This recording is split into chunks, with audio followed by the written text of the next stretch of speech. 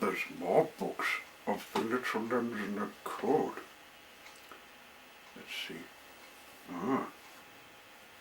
The little engine that could gets a checkup. Written by Monica Z. Stevens and based on the original story by Watty Piper, illustrated by Francis Matthew. This was made in 2003. See if you can see. There we go. The little engine at Code had never been so busy. All morning long, she had been riding up and down the rails, helping a good friend, Mr. Woody.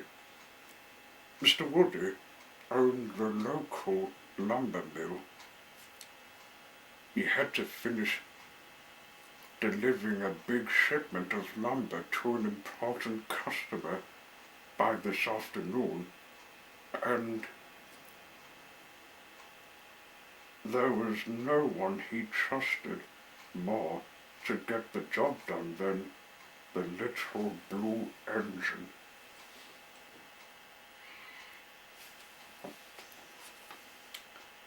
This is our last run, Mr. Woody said to his son. Peter placed the last wooden plank in the little engine's cab. I couldn't have filled such a big order without your help, little engine.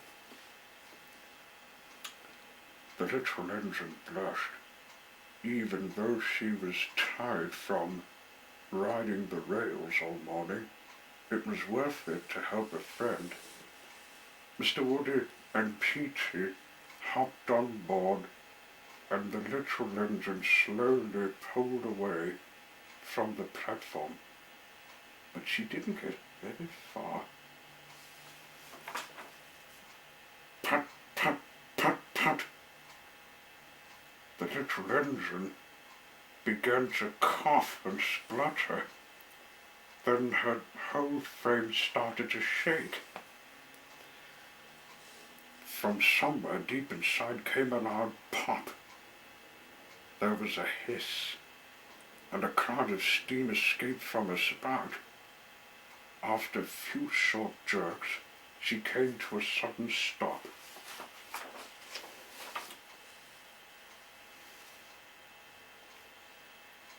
"What's wrong, little engine?" asked Peter. "I don't know," the little engine answered in a worried voice. This had never happened to her before.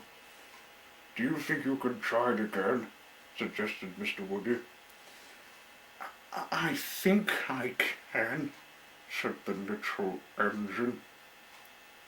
The little engine gathered her energy and tried to start up again, but instead of hearing the sound of her strong engine roaring to life, all they heard were two soft clicks.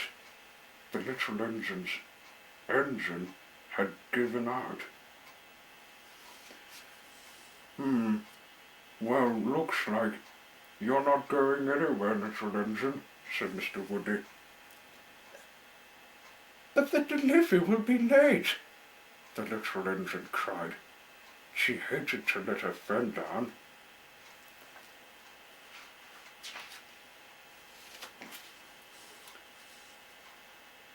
"You're the one we need to take care of right now," Mr. Woody said.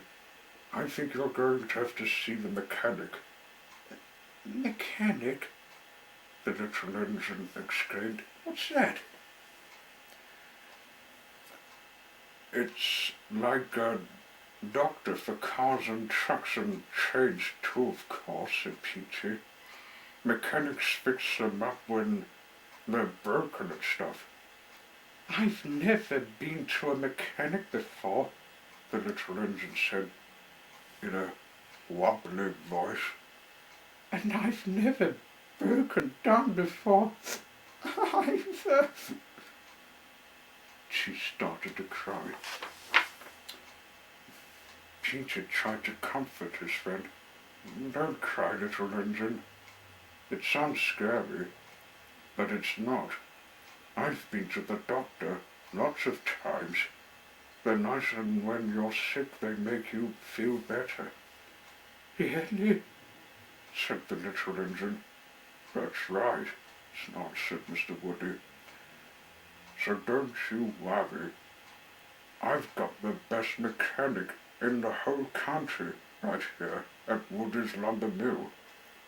He repairs all the machines we use at the mill. Yeah, Peter added. Jack will fix you right up for sure, I promise. The little engine still wasn't convinced, but she had to be brave. Poor Tillie.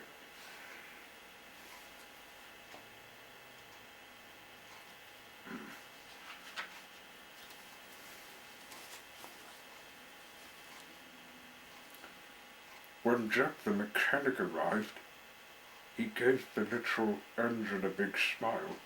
Howdy, little engine, he said in a warm, friendly voice. The little engine could relaxed a little. Jack the mechanic was nice.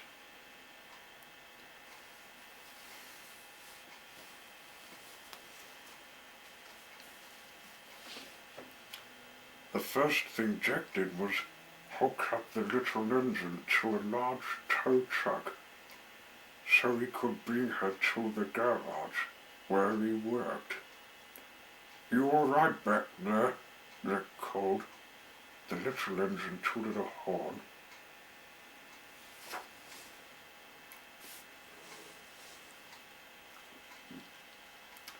Inside the garage, the little engine saw more tools and machines than she'd ever seen in one place before.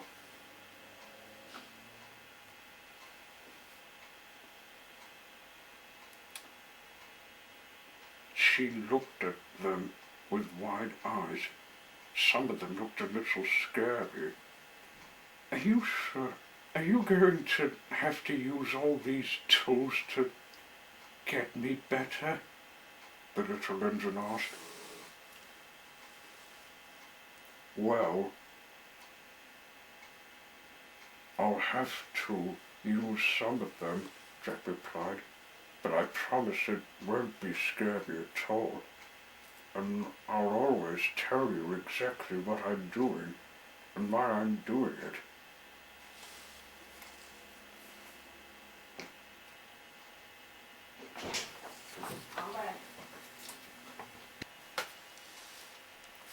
And he did.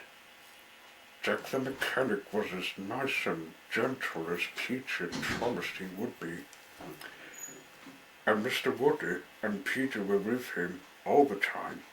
Plus the little engine soon found that being repaired didn't hurt one bit.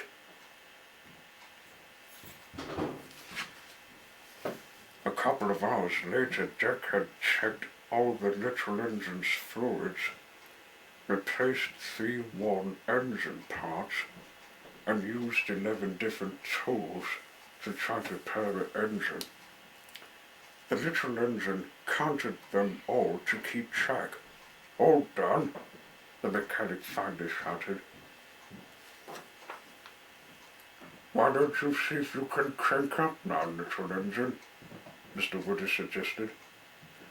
The little engine felt nervous. What if she wasn't better after all? What if whatever was wrong with her engine couldn't be fixed? She might be broken forever.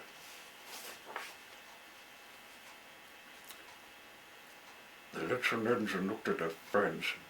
They all gave her encouraging smiles. So she took a deep breath and focused her energy on her engine. It started right up.